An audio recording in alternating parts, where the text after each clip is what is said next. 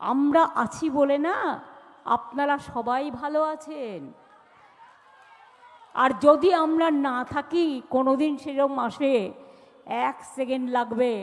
একটা কমিউনিটি যখন জোট বাঁধে না, ঘিরে ফেললে 1 সেকেন্ডে দেবে একদম 12টা বাজিয়ে।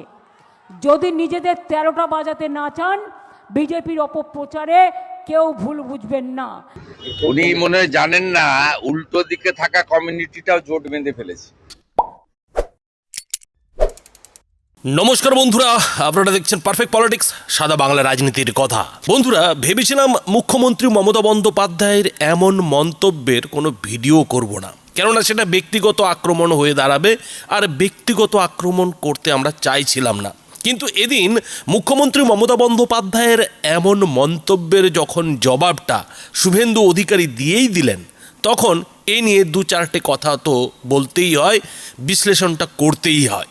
তো মুখ্যমন্ত্রী মমতা বন্দ্যোপাধ্যায় গতকাল তার ধর্মতলার ধর্ণা মঞ্চ থেকে যেটা হুমকি দিয়েছিলেন, হুঁশিয়ারি দিয়েছিলেন যে তৃণমূল ক্ষমতায় আছে বলেই কিন্তু বাংলার মানুষ শান্তিতে থাকতে পারছে, তা না হলে 1 সেকেন্ড লাগবে। সময়টার কথা খেয়াল করুন, 1 সেকেন্ড লাগবে। তিনি বলছেন যে একটা কমিউনিটি আছে, তারা যদি জোট বেঁধে যায় না, তাহলে এই 1 সেকেন্ডে নাকি 12টা বাজিয়ে দেবে। আর যদি কেউ 13টা না বাজাতে চান, তাহলে বিজেপির অপপ্রচারে কান দেবেন না, মানে মোদ্দা কথায় বিজেপিকে ভোট দেবেন না। এরকমই একটা হুমকি মুখ্যমন্ত্রী মমতা বন্দ্যোপাধ্যায়ের মুখ থেকে গতকাল শোনা গিয়েছিল। আর তারই জবাব এদিন শুভেন্দু অধিকারী দিয়েছেন।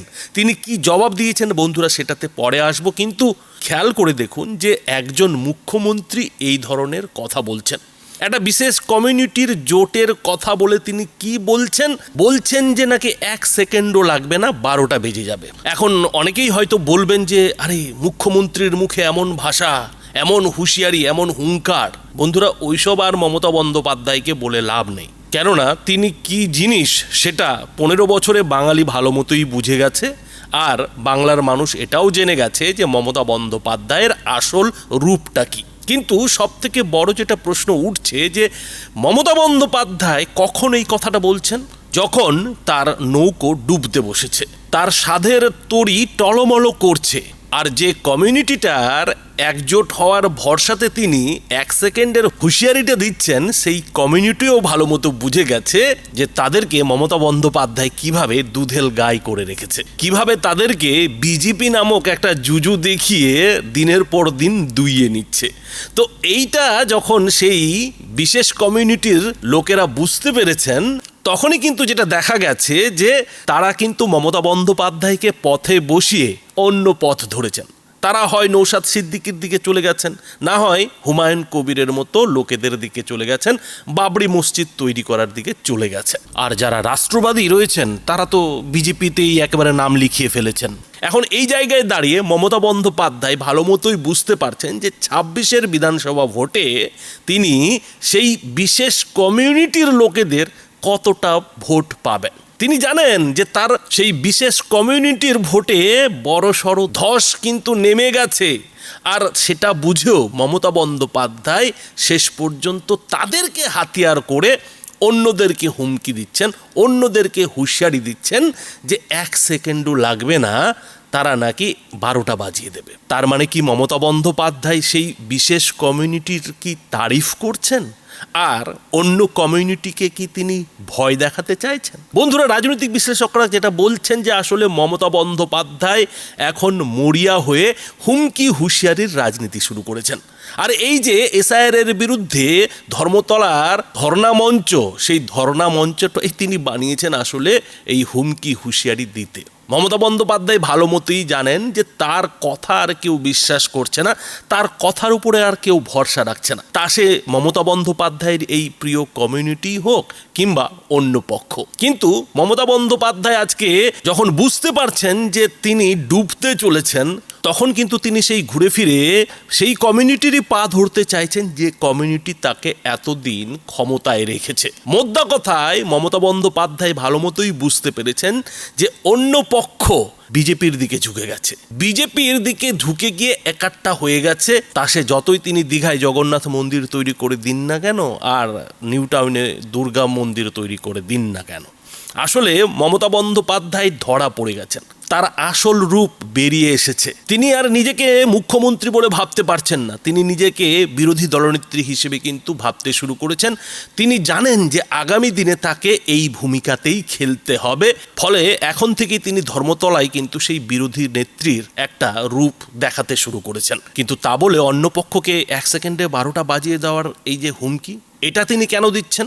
তো বন্ধুরা, আসলে এতদিন মমতা বন্দ্যোপাধ্যায় যে রাজনীতিটা করেছেন সেটা হচ্ছে সংখ্যালঘুদের বিজেপির জুজু দেখানো, বিজেপির ভয় দেখানো। কিন্তু সংখ্যালঘুরাও বুঝতে পেরে গেছে যে বিজেপির নামে যে জুজুটা মমতা বন্দ্যোপাধ্যায় এতদিন দেখিয়েছেন সেটা আসলে ভাওতা, সেটা আসলে ধাপ্পাবাজি। ফলে মমতা বন্দ্যোপাধ্যায় এখন উল্টোদের ভয় দেখাতে শুরু করেছেন, মানে সংখ্যাগুরুদের ভয় দেখাতে শুরু করেছেন যে এমন একটা কমিউনিটি আছে যারা জোট বাঁধলে নাকি 1 সেকেন্ডে 12টা বাজিয়ে দেবে। অর্থাৎ রাজনৈতিক বিশ্লেষকদের কথায় মমতা বন্দ্যোপাধ্যায় এতদিন সংখ্যালঘুদের হিন্দুত্বের ভয় দেখিয়েছিলেন, এখন যখন তার নৌকা টলমল করছেন তখন তিনি উল্টো খেলা শুরু করেছেন। উল্টো খেলা মানে তিনি এখন হিন্দুদের মুসলমানদের দিয়ে ভয় দেখাচ্ছেন। আর এই কথাটা আমি বলছি না, এই কথাটা শুধু রাজনৈতিক বিশ্লেষকরা বলছেন না, এই কথাটা বলছেন খোদ বিরোধী দলনেতা শুভেন্দু অধিকারী।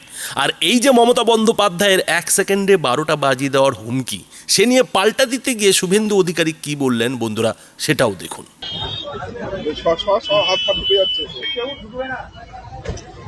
আজকে তো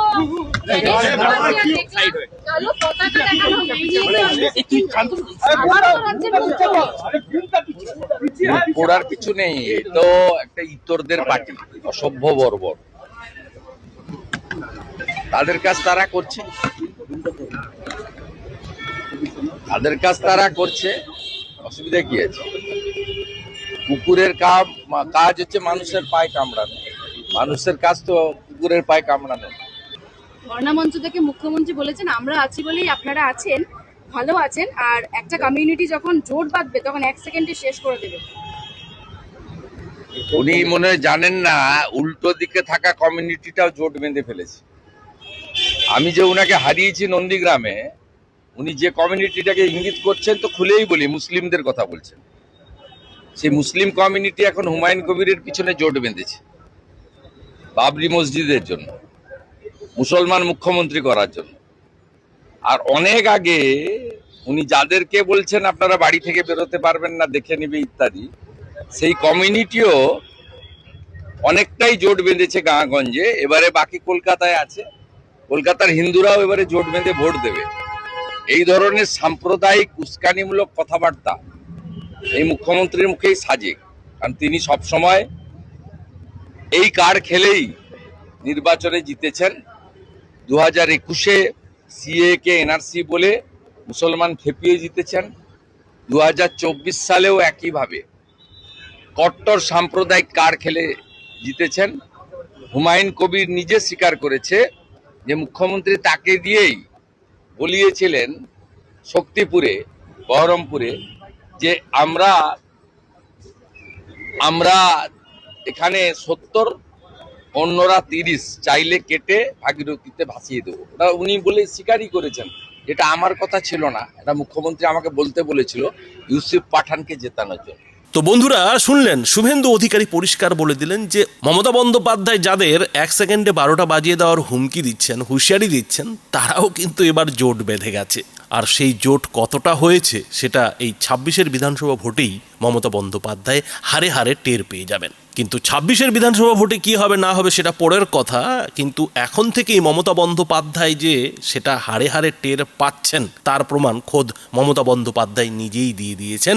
এবং সেই সঙ্গে তিনি এই কথাটাও বলছেন, মানে হুমকি হুঁশিয়ারির বহরটা দেখুন, যে চুপচাপ নিশ্চিন্তে শুয়ে থাকুন। অর্থাৎ এই পশ্চিমবঙ্গে তৃণমূলের বিরুদ্ধে লড়াই করার কোনো চেষ্টা কেউ যদি করে তাহলে ওই 1 সেকেন্ডে 12টা বাজিয়ে দেওয়ার কিন্তু মমতা বন্দ্যোপাধ্যায় হুঁশিয়ারিটা দিয়ে দিলেন। কথা হচ্ছে যে মমতা বন্দ্যোপাধ্যায়ের এই হুঁশিয়ারিতে সবাই কি খেয়ে চুপচাপ শুয়ে পড়বে, নাকি 26-এর বিধানসভা ভোটে মমতা বন্দ্যোপাধ্যায়কে এর একটা পাল্টা জবাব দেবে? বন্ধুরা, এ বিষয়ে আপনাদের মতামত কি? আপনাদের মতামত অবশ্যই এই ভিডিওটির নিচে কমেন্ট বক্সে লিখে জানাবেন। ধন্যবাদ।